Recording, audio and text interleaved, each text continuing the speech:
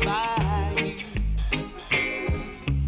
Friends may A long morning on try to Zoom, y'all. I hurt hope everyone used the bathroom and had a drink of water and us, really love. scandalize our name.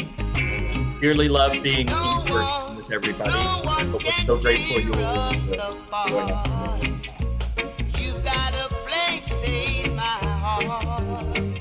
Oh yeah, I love you, darling, and that's no lie. Oh oh, stick by me, I'll stick by you.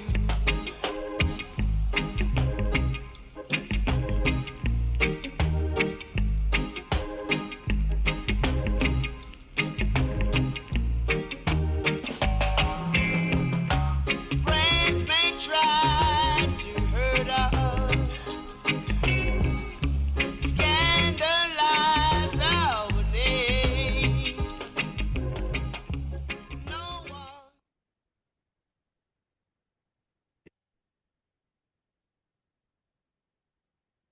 All right.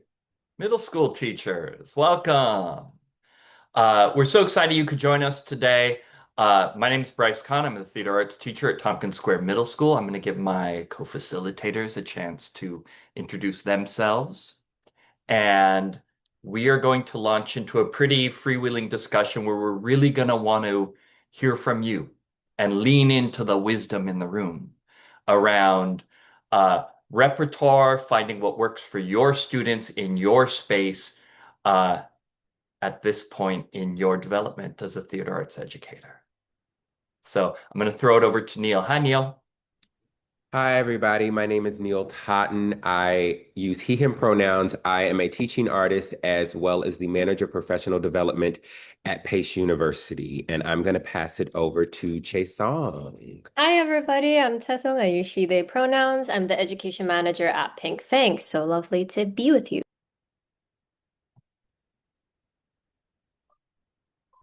All right. So uh, we have an Hold hour. on. I think Miss Marissa is Oh, one of good, our Yeah, Marissa.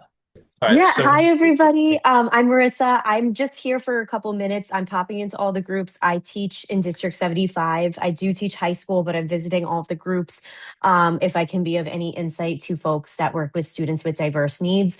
And because I'm not here the whole time, I put my email into the chat. So if you have any questions about working in special ed, you can just send me an email if I'm not here.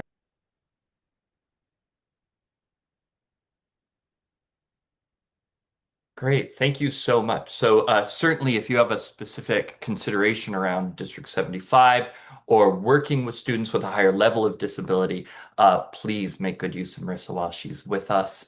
Our role today is really as facilitators, not presenters. We'd love to provide some structure to keep some dialogue flowing uh, and to maybe track some insights and questions and help guide us as a group. But as I said, we've got a lovely big group. We've got 82 folks in the room who bring a wealth of wisdom and experience around choosing repertoire, looking for plays, and making things work for early adolescence. So let's go ahead and open it up. And I think we'll go ahead and use the raise hand function, and we're really happy to guide the conversation from there.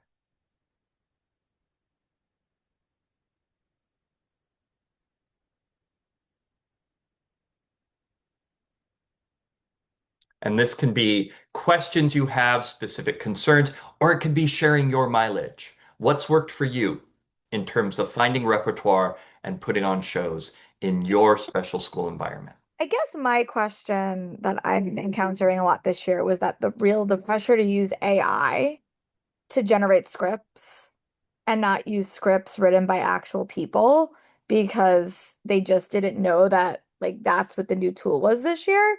And I went in with a like moderate expectations, but the kids hated it. They hated it. And I guess I'm trying to figure out how to like make it like interesting for the kids, but all they want me to do is AI generated script and it just felt very like hollow. I don't know how else to say it. I'm so curious where that pressure is coming from. from like my AP and my principal, and it was just the only guidance I was given. And I did it because I didn't really have a choice, but it just doesn't work for anybody. And I just don't know if other buildings are experiencing the AI pressure that my building is. I went in with it like, okay, the kids aren't going to notice. They all noticed within like a week.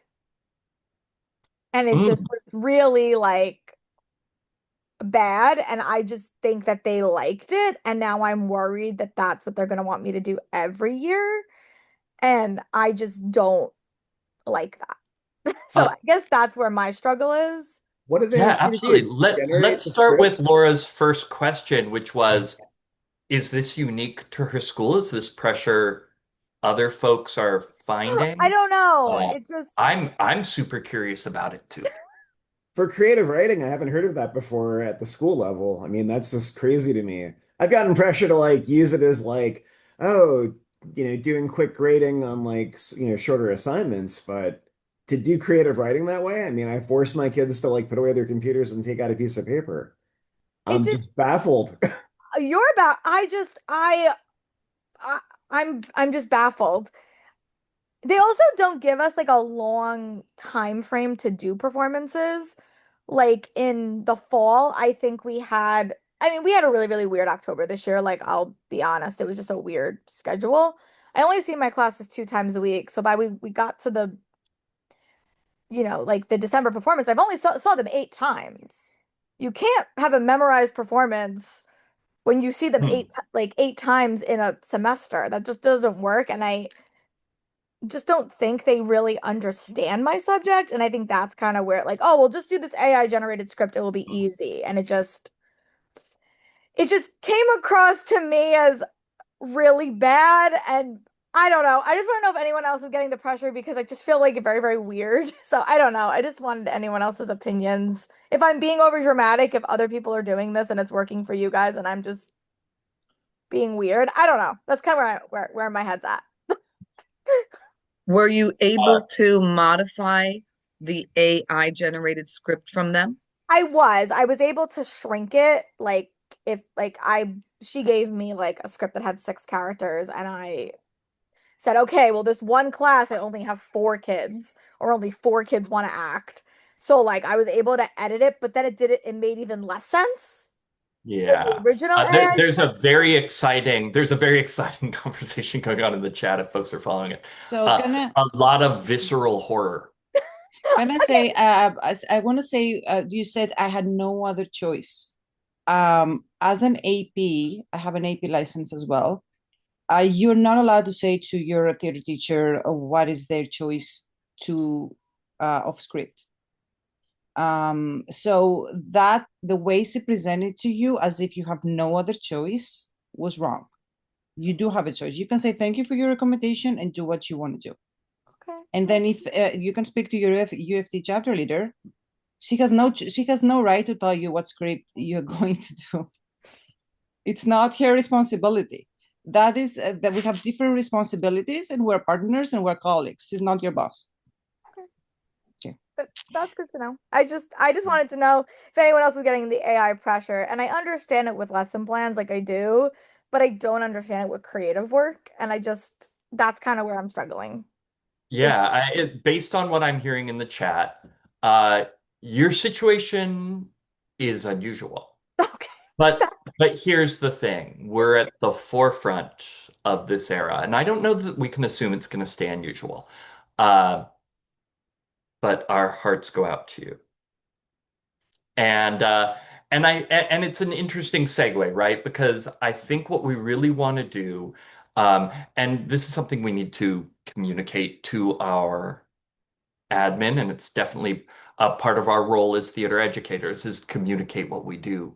Um, let's turn our attention to published works, right? Which is definitely the direction I think most of us prefer to go, and artistically, what's really fulfilling. How are you finding published works for um, specifically for presentation, right? Whether you're doing a full-on musical, whether you're doing a cabaret night, whether you're putting up work at a whole school assembly. Talk to us a little bit about how you're finding work and maybe what pieces you've done in the last year or two that have really worked for your kids.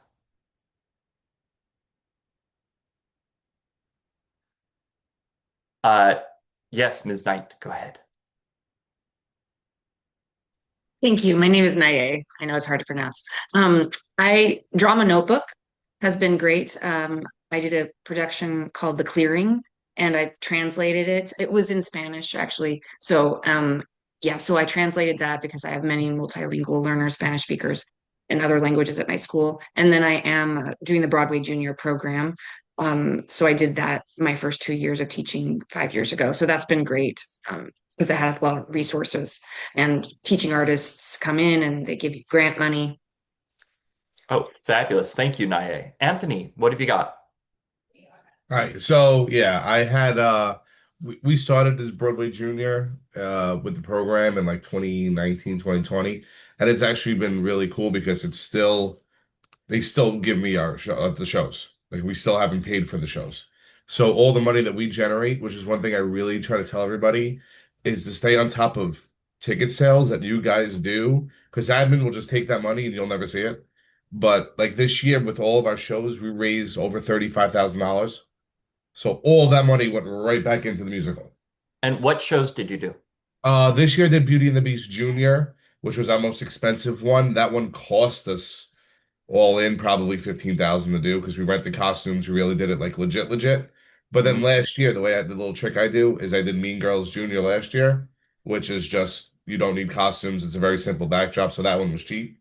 So next year I'll do another cheap one and then do an expensive one, and then bounce back and forth. Thank you so much, Anthony. Ali, what have you got for us? Actually, I'm seeing in the chat everything that I was going to say, but I also have done the MTI musicals, which are a really great resource, especially if you're a one-person show. They really give you a lot of resources so that you're able to kind of follow through with less adult help or theater knowledgeable individuals. I've also done Drama Notebook, and I think speaking to if you have the pressure to do like shorter shows or if you don't have a lot of time, they have so many great whether it's like short plays or scenes. And my sixth graders, they're like these, I don't know, 2-page scenes that my sixth graders are obsessed with doing. And they're just like really funny, maybe like 2 to 3 characters. So you can do it in small groups. So Drama Notebook has been a really great resource. And then I also saw Concord, Pioneer Drama. There are some resources that if you're not doing musicals and you're doing more straight plays, you can find those out there as well. I feel like there were other ones that I'm trying to think of, but those are definitely a few that I've used that are tried and true. Great. Thank you so much.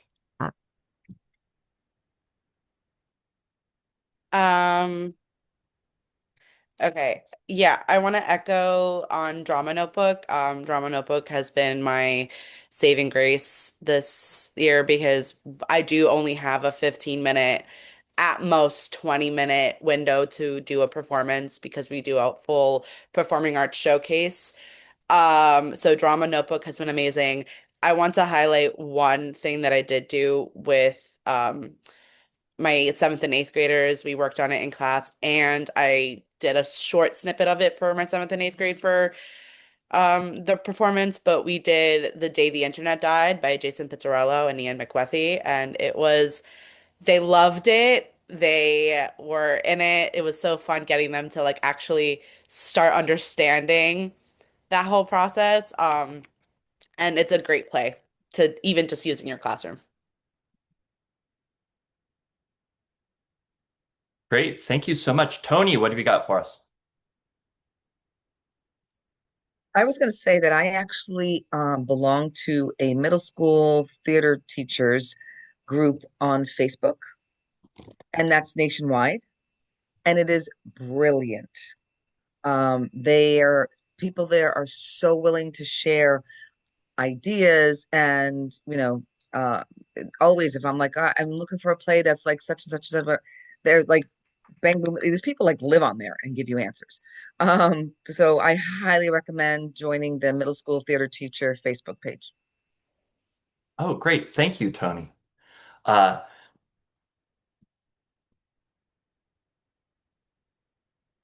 Hi, go ahead. Brigitte. Yeah. So this year, finally, after many years of teaching, I partnered with the ELA teacher. They had a unit on the Harlem Renaissance, and and so I I also had the link to their lesson plan.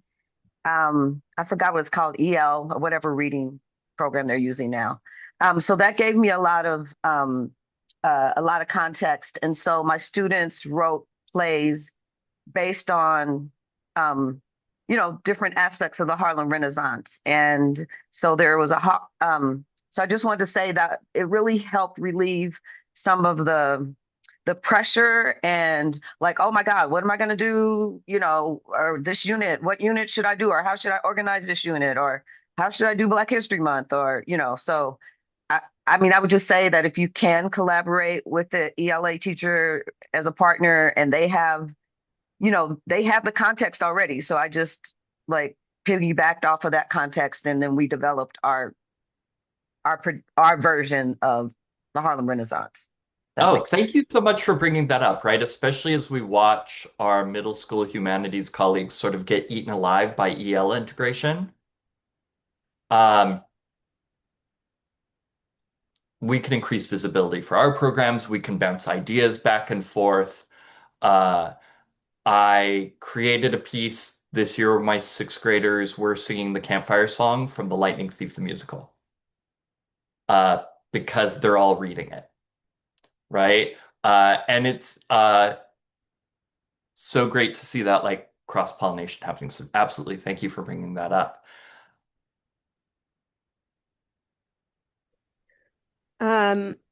Hi. Okay. I have just two questions for Repertoire to get something from the hive mind.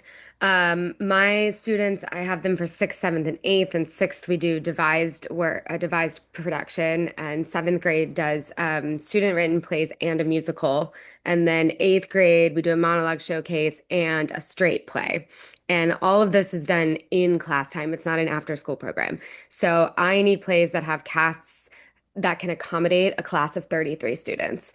And the place where I struggle with this is with the eighth grade straight play. And we end up doing mostly Shakespeare, sometimes the Greeks with a chorus, because everything I can find that's contemporary is like 4 actors, because theaters can't afford to have big casts anymore. So I'm always, always on the lookout for something that is age appropriate for middle school, but has like 30 actors and is not a musical. So any suggestions? Yeah, so repertoire suggestions. Let's go ahead and feel free to unmic. I would look at Drama Notebook because that's what I've been using. And they have like various cast sizes and various like themes. So you could look there as well as an idea. Some of these sites like Pioneer, they do searches by, and also play scripts as well. I mean, and these are ones you pay for. So again, like you're getting a license like MTI. So again, your money question is always the thing. Will you have someone pay for this? Like, will your school pay for licenses? Sometimes people don't understand that it's intellectual property, which is also the AI thing. I think sometimes is like, but you can do a search by cast amount. So I often will do that, and I will order like 10 plays for a specialty, whatever, if I can't see them ahead of time. And I will read them, and then I will find the one. So the one I found for eighth grade this year, same thing. Hagen knows my stuff.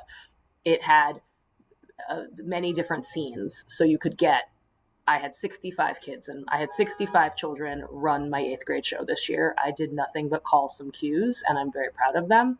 It was a lot because it was just me.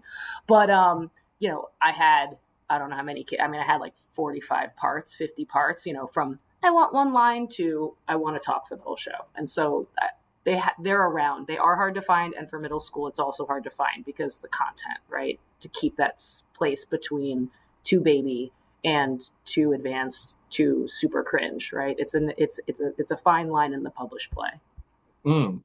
Thank you for bringing that up, Aaron. I wanna circle back that a second. Shout out to Jillian in the chat who is talking about diversifying some kids into production roles. Uh, I wonder, is there anyone in the group who does an A cast, B cast?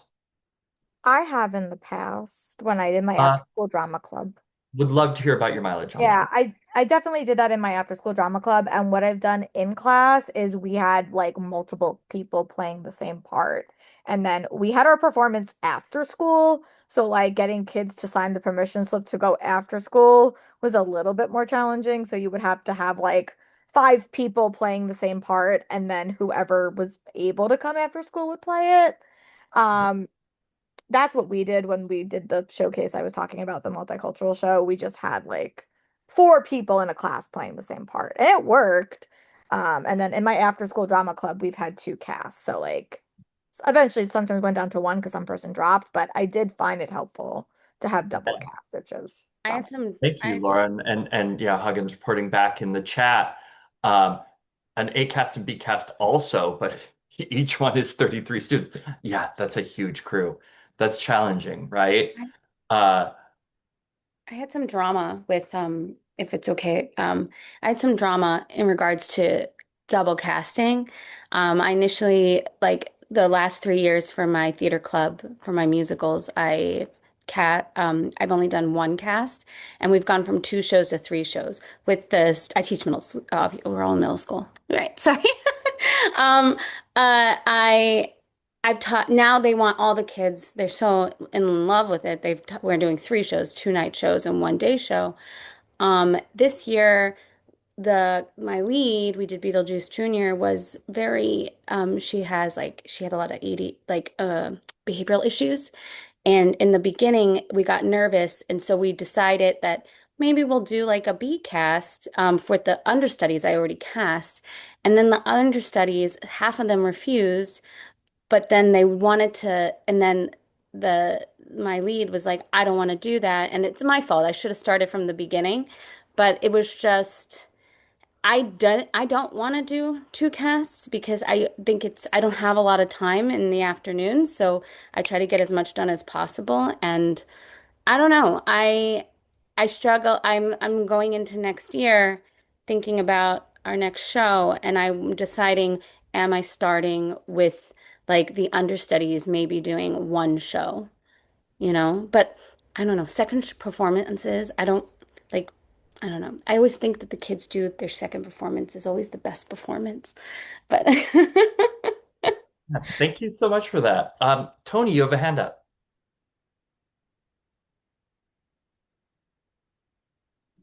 That was a mistake. Sorry. No problem.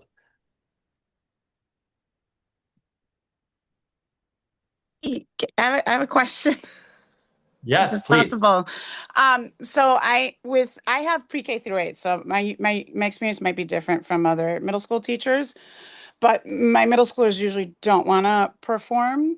So I have an improv group aside. So what I'm doing is tech in their class time, which is once a week. And I think it was Erin was saying she's on her own with all of those kids. I don't know if I got a D in technical theater. I am not, and I just got new spotlights and I got a sound system. So I don't know if we have any help, maybe in the future, of how to have those groups be functionally working groups. Like you're doing props, you're doing this all at the same time. I just need help with that organization. They're working, but I'm not able to like really. I just need like how to, because I'm struggling, and I've showed them videos. I gave them all the stuff, but like templates, I have templates. I feel like I need to see it Hey, done. Natalie, it's Peter. Hey, everybody. Hey, Oh, Bryce. Just listening in. Great conversation. Thank you, Bryce, for facilitating. Just to answer your question, every PD we offer tech support workshops, so definitely take those. okay. Just for everybody on this call knows, I'm starting next year. I didn't get funding, but I will for next year. A tech theater geek squad which people will be able to go and check out your rigging, your boards, your curtains, your safety, your OSHA stuff, and give you some advice and recommendation. And we'll be doing other PDs about how to incorporate tech theater. So, I think also the forum is a great place to put up questions and have tech theater teachers come visit you, etc. I do want to ask if we kind of veer back towards repertoire. And that's really what I want you guys to focus on is what shows have you done? There was questions. I've got a cast of 33. I'd love you guys to literally not just say you could go here, you could go here. What shows have you done that have been successful? Where have you struggled, etc. So thanks everybody. I'm going to jump to high school. Have a great day. See you soon. Thanks, Peter. Hi, Sarah. I see you have your hand up. Hi, yeah, I just wanted to touch on the Cast A, Cast B thing really quick. So I'm doing High School Musical now. I only do Cast A and Cast B for the leads, and it's really helpful because the leads, when they're not playing their big parts, they hold the ensemble down. It's also really great because they can learn the part with another person. It's really great because if somebody isn't at rehearsal, I always have a lead to step in. So yeah, I'm for double casting just because of the inconsistencies in attendance. So, and having a buddy. Yeah. Thank you, Sarah. Hi, Adele. Hi, sorry. So Peter just popped in and said that he wanted us to bring it back to rep. My question wasn't directly rep based, like what show can I do? But it was adjacent. In the past few years, I've just been dealing with like behavioral issues and students who didn't directly have like the desire to perform. And I love the idea of offering the different avenues to theater alongside. But there is only one of me, so it's just another one of those kind of questions. Like, I love that cast A, cast B. I've done that before. I've done showcases. I've done double casting of scenes and things like that. But when you don't have when you don't have behavioral support, when you can't send a kid out of your classroom, when you're playing whack-a-mole like that, like yesterday I wound up with a scene on stage that like wanted to rehearse, so I just kept rehearsing and the entire audience was just talking, so I finally was just like, let's just keep rehearsing, guys. I hate to say it, but I just kind of gave up. Heard, Adele. Thank you. Hi, April. I have a few different things that I was hoping to say. I'm sorry, but it was like each topic came up and I'm like, oh, I want to say that and I want to say that. So I'll just try to say it quickly. I use Drama Notebook all the time. I love it. I will say that I use that for my teacher's choice money to purchase my year this year because we didn't get another free year. There is a Romeo and Juliet version that I love to do. It's a 2-pager, a Romeo and Juliet, and then they also have like I think it's 4 or 6 pages, like another shorter version, and then they have a longer one that's like 20 pages. So there's different varieties of doing the same play. And what I do is I'll put them in groups of, let's say, 8 in each group. And so 4 different groups will put it on, and I'll ask them to find their ways to show their individuality, even sticking to the script. And so the kids get to see the different ones. And I always film and edit them and then show it to them. That's one. Another thing that I like to do is I go on the MTI website and I use their audition pieces. And for very short scenes, they're like a minute, just for them to be exposed to a bunch of different Broadway junior plays and what they might be interested in. I let the kids go searching on their own and find an audition piece that they think. Some kids want to sing and some kids want to act and some kids want to just do the tech. I do let some kids do directing, lighting, sound, if possible, depending on how long we work on it. And I also find the behavior's been out of control lately, worse than ever. So what I've been doing is doing really short units instead of my longer units that I was doing. And I jump from one and then we go to like improv games. And then I get them back in again. And then we go back. And since I've had a lot of kids fight me on performance this year, I'm also doing film studies. So we're watching West Side Story. We're comparing it to Romeo and Juliet, of course, and analyzing a lot of the details, the special effects in 1961 or the acting compared to what they would see today. Great. Anyway. Thank you so much, April. I'd love to steer the conversation back to repertoire. You got Let's talk about what plays people have done, say, any time in the last 3 years that you thought worked really well. I think we are in a tricky position with early adolescence, right?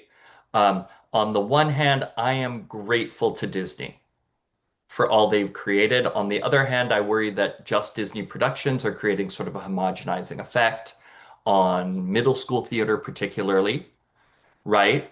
And at the same time, I do not want to see my seventh graders do Rent. That will not be pretty. Uh, so I would love to maybe just popcorn out. Let's try sort of just calling out a production you did uh, that hit. It just worked. It was good for your early adolescence. It was good for your families. It was good for your situation. And let's see if we can just collect a bunch of titles in like a 1 minute blast. How to get away with a murder mystery and Thank mythical you. creatures and how to approach them. And the Thank writer you. came to my show and it was great. He was like in the city. Great. Let's hear another one. Let's just sort of popcorn out. Pandora's Box. Clue. Children. Adam's Family, Young Part. Moana. Alice Clearing. in Wonderland, Ooh, Junior. thank you. You can feel free to, if you don't want to shout out, feel free to type it in the chat. Let's keep those titles rolling. Madagascar Moana. Junior. Misunderstood. Antigone translated by Nicholas Rudall. Hmm. I did an all gender bent production of Newsies. Fun.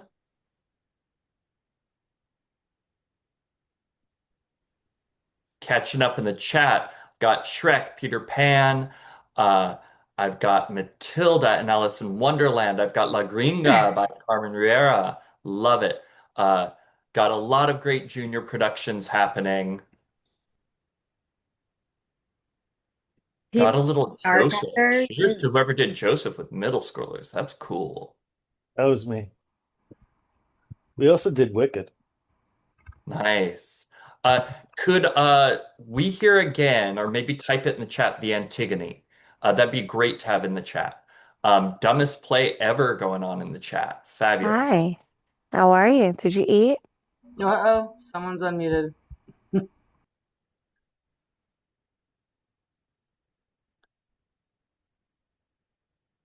Evan, what's working for you? The Once on This Island Junior is my favorite junior version of a show so far. I think they don't actually butcher it, and that was really successful.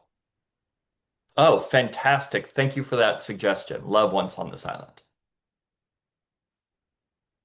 Anthony, what do you got? I just have like a question to kind of piggyback on this. So like with NTI is where I've got most of my shows. I feel like most people here do that as well. And I do not like little kiddie shows for my kids. They're going to a high school. I don't want to have somebody dressed up as Ariel sitting on a rock at this point. That's why I always lean towards the Legally Blondes, the Mean Girls, the Matilda, those things. So has anybody used Concord? Like, because I feel like at MTI, I'm kind of at my point, but Concord it looks like they have a lot more stuff, and I'm just worried about if I get them. I just want to have like the same kind of setup with the binder and the kids get their own scripts and You will that. not get the binder. No. It's really bare bones in that respect, but they have a lot of youth versions. It's like youth is their term. We did their Wizard of Oz this year, and it was perfectly adequate for a youth version. But yeah, no, You you're have to not like gonna send the get you're scripts not back. gonna get any of the accompanying. You get like the tracks and stuff you'll get, but as far as like here's choreography, maybe that was choreography videos, but I don't need it's that. not like the binder. Like there's a director's version, a script with like bare bones extra in it, but really not much. Yeah, I find their licensing much more complicated and much more expensive. So even when we finally got approved, the price changed and my principal denied it afterwards. So that's with Concord, it's a little bit challenging. With MTI, you know exactly what you're going to pay. Yeah, thank you both for that advice. We've got shout outs in the chat for Guys and Dolls Junior for Something Rotten, which sounds super fun.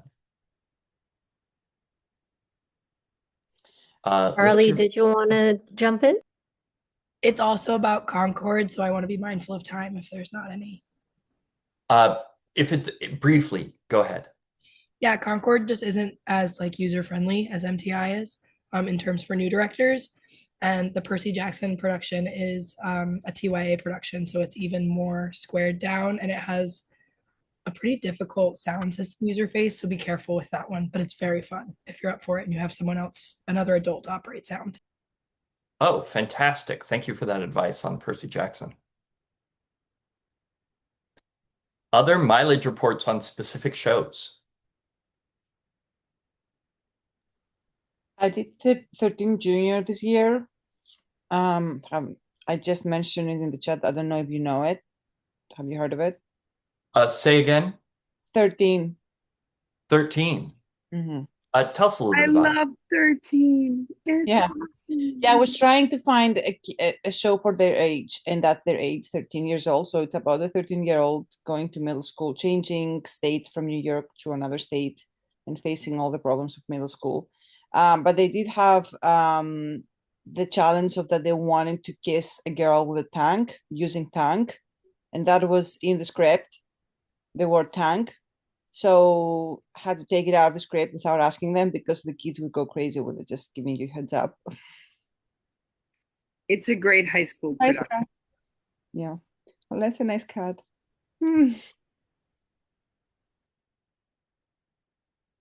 Alex, hi, see you with your hand up. Hi, I just I know we're kind of trying to go a little bit off Disney, but I actually highly recommend Moana, particularly Moana Junior for middle schools. It was the first one I did at my current school, and honestly, it's a really great way to explore ensemble. And it's a really kind of bare bones set. So also if you're looking for like an easy access musical in still Disney, but with MTI, it gives you everything you need there. And honestly, you're a rented backdrop and a boat, and you're good to go. Thank you so much, Alex. Naya, yes. Sorry, I think you're still muted. MTI's Dear Edwina Jr.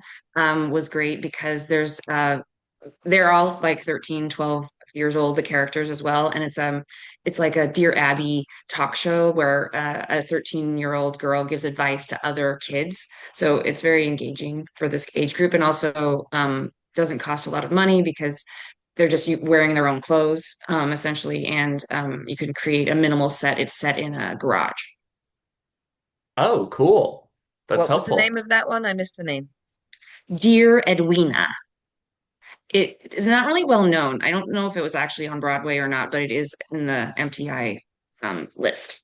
I've done it. I loved it too. Very easy. There's a few strange songs, but a lot of fun.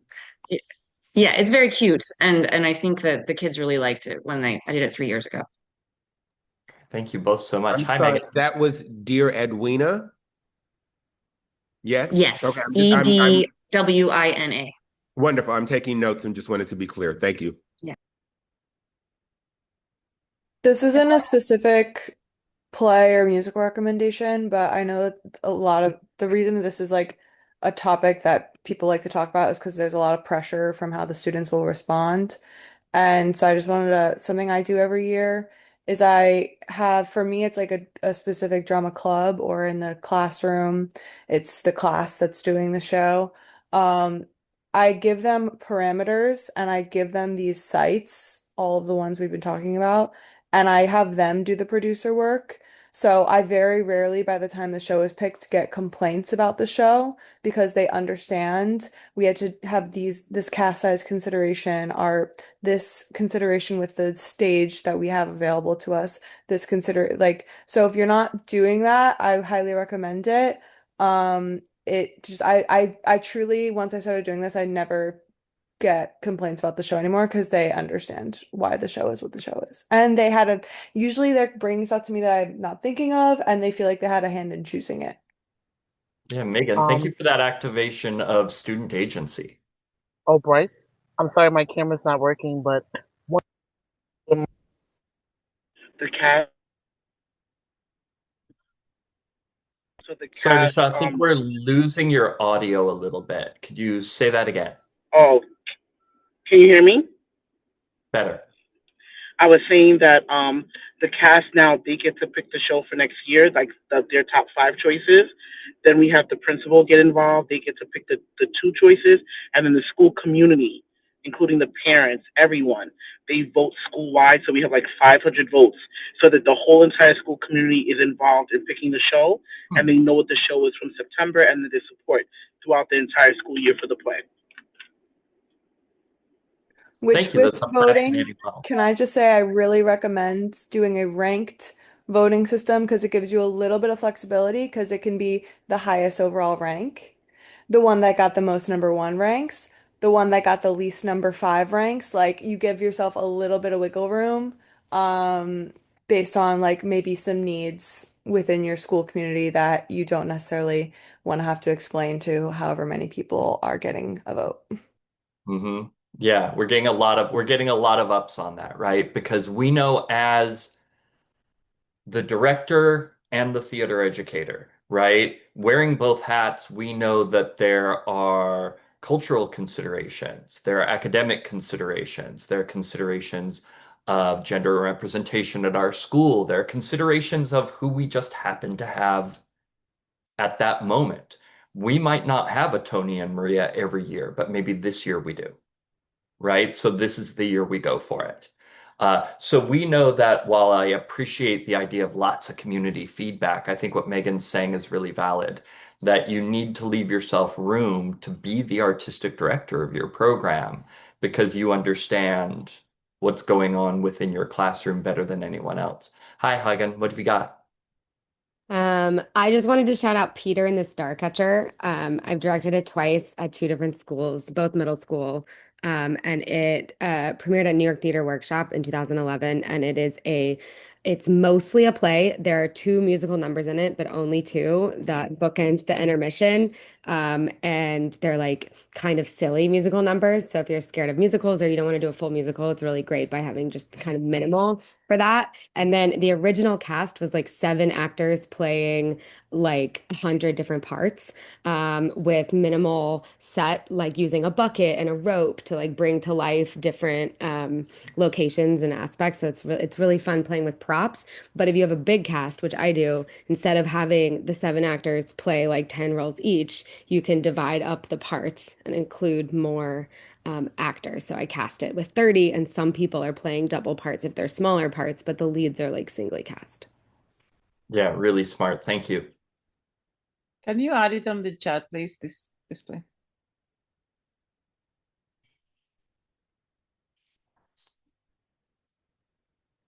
Yeah, other plays that you're finding are working really well for your early adolescence, for your school community.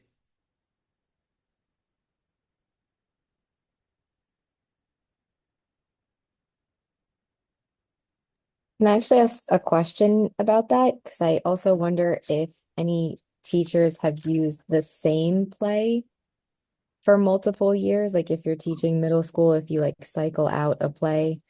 I know maybe some teachers have also done like one play that they do every year, but just different casts and different ways of doing it. So I wonder, just to add on to that, if you do have plays that you've done, are you doing the same ones? Are you doing a rotation? Yeah, who here has cycled a play back into your repertoire because it worked before, you know you can make it work again? Which I frankly think is really smart. I've done it at several schools. Like when I've changed schools, I always start with Annie because I just think that it's a good basic play that all the kids understand and I can get through it. So I don't know, it forms a community. It's a very quick way to start a drama club. So I've done Yeah. that in several schools. Thank you, April. Higgins also sounding off in the chat that she's done multiple productions. Braden, hi. When I've approached Shakespeare with my eighth graders, I typically have reused Romeo and Juliet whenever I do Shakespeare with them because I think it's an easy buy-in and pretty approachable for them. Yeah, definitely. Absolutely. Thank you for that. Other thoughts about repertoire that works, repertoire you've brought back? Annie in the chat does Midsummer Night Dream with her eighth graders as an enduring project because that works really well in her classroom. Yeah, Hagen.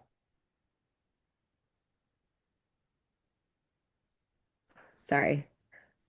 Okay, I have another question about repertoire, which is actually around monologues for high school auditions. Um, I have a student, it's kind of a specific question, but leads to a broader one. I have a student who saw a play off Broadway last year and wants to do a monologue from it that really spoke to her, but can't find the play script anywhere. So I'm looking for like resources for like new, recent, as in like this year, last year, like play scripts. A friend of mine recommended the New Dramatist Script Library. It is currently closed to the public for renovations. So just where do we find like something that was at Playwrights Horizons like last fall, or it was at New York Theater Workshop yesterday? Is that Yeah, available? I'm feeling you on that. The latest production of To Kill a Mockingbird There is you go. unpublished. You can't get the script. And it was brilliant, and it had so much more to offer, and I would love to pull monologues from it. What do you think, folks? What do you do when you've got a kid, they want a monologue, they're interested in a new play, but it's too new? Hi, Tony. What have you got for that? Well, I don't have an answer for that. Oh, Okay, cool. We'll come back to you. That was my yeah, my hand was up because I had a question. Perfect. You're next. Aaron, I see you.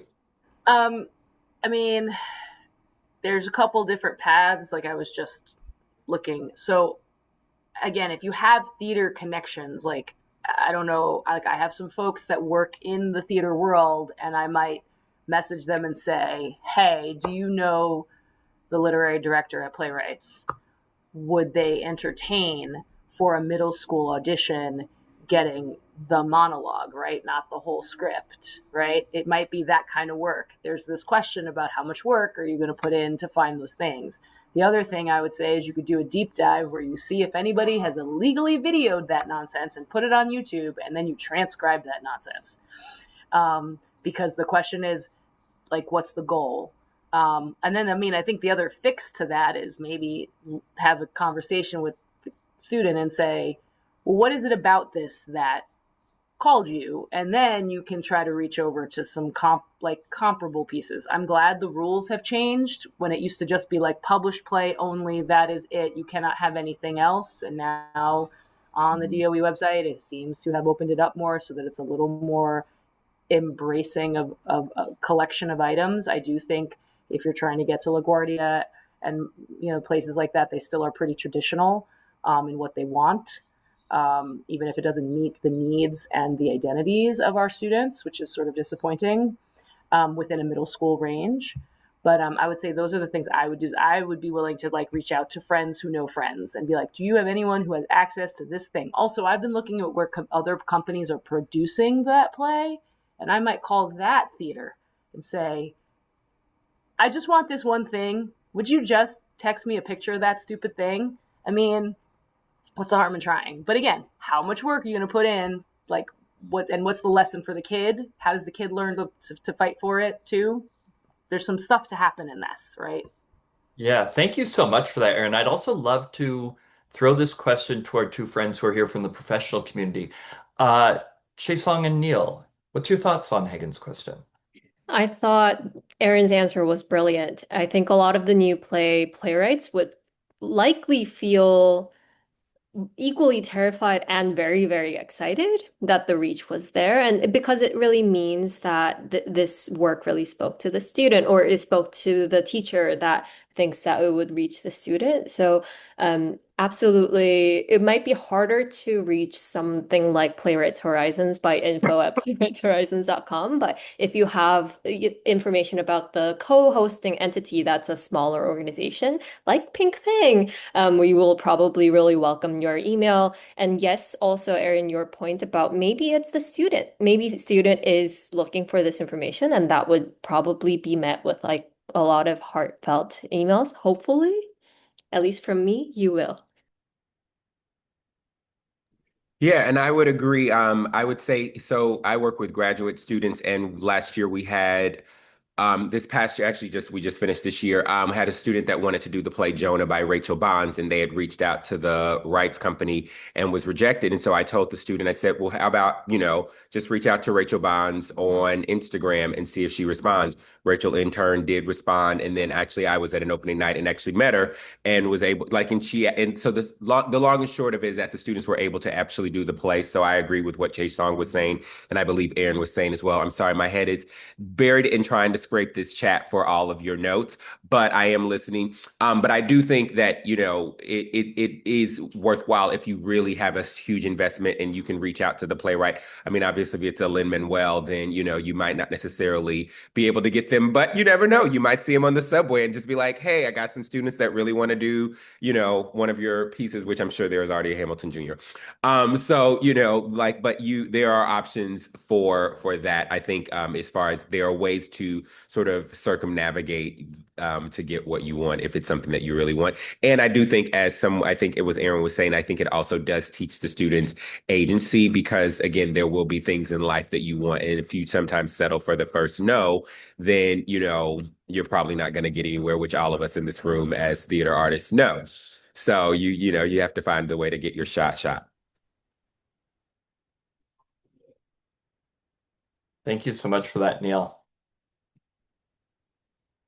Also catching up on the chat a little bit, seeing a lot of great back and forth about unit ideas and project ideas.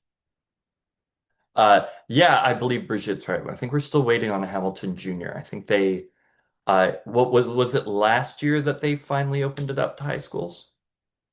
Was last year the Got it. maiden year It's on the for? way.